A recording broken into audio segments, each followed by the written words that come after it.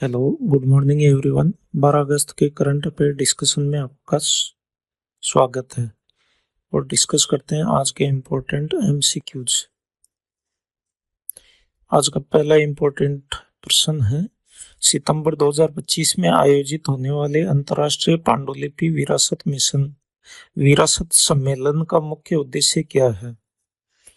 तो इसके ऑप्शन है, पांडुलिपि विशेषज्ञों के लिए एक प्रशिक्षण कार्यशाला का आयोजन करना, भारत की पांडुलिपि विरासत को डिजिटल रूप में बदलना, पांडुलिपियों के लिए एक नई ब्रांडिंग रणनीति विकसित करना, भारत की विशाल और विविध पांडुलिपि विरासत का अन्वेषण, संरक्षण और संवर्धन करना।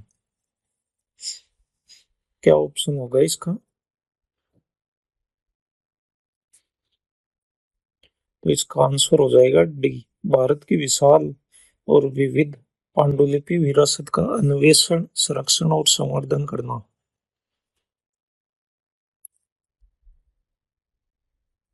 यह सम्मेलन भारत की समृद्ध पांडुलिपि विरासत पर ध्यान केंद्रित करने और उसके संरक्षण के तरीकों पर चर्चा करने के लिए आयोजित किया जा रहा है। अगला प्रश्न, भारतीय नौसेना द्वारा 26 अगस्त 2025 को कमीशन किए जाने वाले 2 फ्रंटलाइन स्टील्थ फ्रिगेट के नाम क्या है? तो इसके ऑप्शन हो, ए विक्रांत और विजय, बी अर्जुन और विराट, सी सारंग और शूल, डी उदयगिरी और हिमगिरी।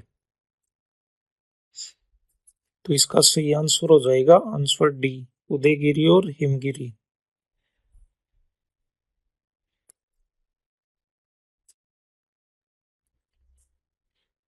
और ये उपलब्धि रक्षा क्षेत्र में मेक इन इंडिया और आत्मनिर्भर भारत पहल के तहत है। प्रोजेक्ट 17 ए स्टील्थ फ्रिगेट का दूसरा जहाज उदयगिरी मुंबई में Mazagon dock ship builder limited द्वारा बनाया गया है, जबकि Himgiri garden reach ship builder and engineers Kolkata द्वारा बनाया जा रहा है। अगला प्रश्न, विश्व हाथी दिवस 2025 का समारोह किस स्थान पर आयोजित किया जाएगा? तो इसके ऑप्शन हो जाएंगे चेन्नई, बेंगलुरु, मुंबई, कोयम्बटूर। तो इसका आंसर हो जाएगा डी, कोयम्बटूर।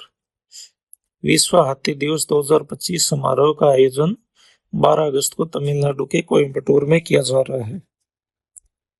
इस समारोह की अध्यक्षता केंद्रीय वन एवं पर्यावरण मंत्री भूपेंद्र यादव करेंगे और इसका आयोजन पर्यावरण, वन एवं जलवायु परिवर्तन मंत्रालय, तमिलनाडु वन विभाग के साथ मिलकर कर रहा है।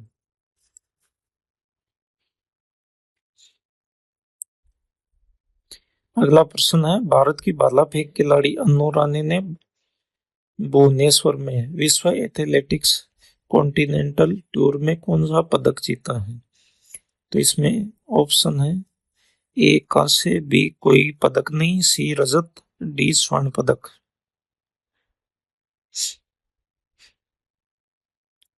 तो इसका आंसर हो जाएगा डी, स्वर्ण पदक। अन्नू रानी ने अपने चौथे प्रयास में 62.01 मीटर तक भाला फेंककर विश्व एथलेटिक्स कॉन्टिनेंटल टूर में स्वर्ण पदक जीता।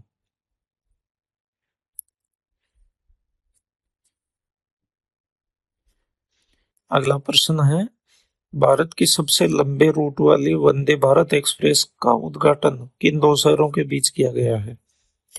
तो इसके ऑप्शन हो जाएंगे, ए नागपुर मुंबई, बी मुंबई पुणे, सी नागपुर और पुणे, डी दिल्ली और कानपुर। तो इसका सही आंसर हो जाएगा नागपुर और पुणे के बीच।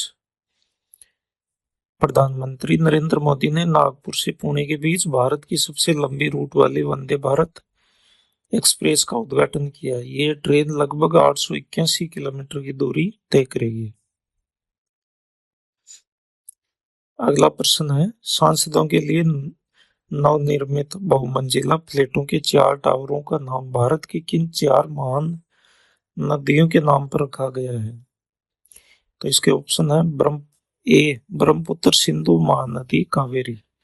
बी गंगा यमुना सरस्वती नर्मदा, सी कृष्णा गोदावरी कोसी हुगली, डी सतलज व्यास रावी झेलम।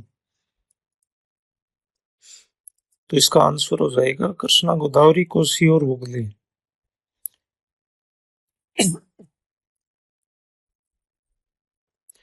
अगला प्रश्न है, हाल ही में नारी अदालत नामक पहल किस राज्य में शुरू की गई है? तो इसके ऑप्शन है, ए सिक्किम, बी राजस्थान, सी महाराष्ट्र, डी बिहार। तो इसका आंसर हो जाएगा सिक्किम। नारी अदालत नामक पहल सिक्किम राज्य में महिलाओं को सामाजिक और कानूनी सहायता प्रदान करने के उद्देश्य से शुरू की गई है। अगला प्रश्न है, भारतीय नौसेना के लिए युद्धपोत डिजाइन ब्यूरो द्वारा डिजाइन किया गया 100वां जहाज कौन सा है? तो इसके ऑप्शन हो जाएंगे, A INS Udaygiri, B INS Himgiri, C INS Vikrant, D INS Kalvari. तो इसका सही आंसर है आईएनएस उदयगिरी। उदयगिरी नौसेना के युद्धपोत डिजाइन ब्यूरो द्वारा डिजाइन किया गया 100वां जहाज है।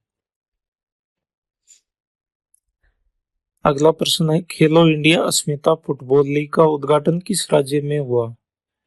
तो इसके ऑप्शन है, ए बिहार, बी सिक्किम, सी महाराष्ट्र, डी तमिलनाडु। तो इसका आंसर हो जाएगा सी महाराष्ट्र। खेलो इंडिया अस्मिता फुटबॉल लीग महाराष्ट्र के जलगांव में शुरू हुई है। इस प्रतियोगिता में 13 वर्ष से कम उम्र की लड़कियां भाग ले रही हैं।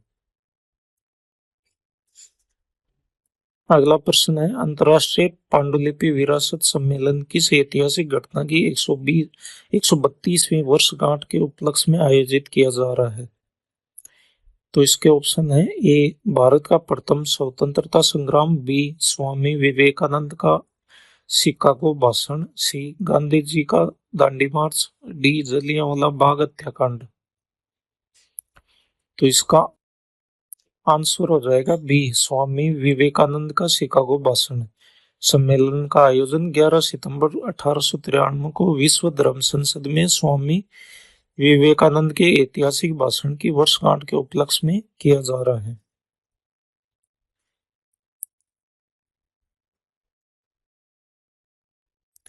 अगला प्रश्न है, प्रोजेक्ट 17 ए के तहत बनाए जा रहे फ्रिगेट हिमगिरी का निर्माण किस शिप बिल्डर ने किया है? तो इसके ऑप्शन है, A Cochin shipyard limited, B garden reach shipbuilder and engineers, C Hindustan shipyard limited, D Mazagaon dock shipbuilder limited. तो इसका आंसर हो जाएगा B garden reach shipbuilder and engineers ने इसका निर्माण किया है। आज के लिए इतना ही। Thank you very much.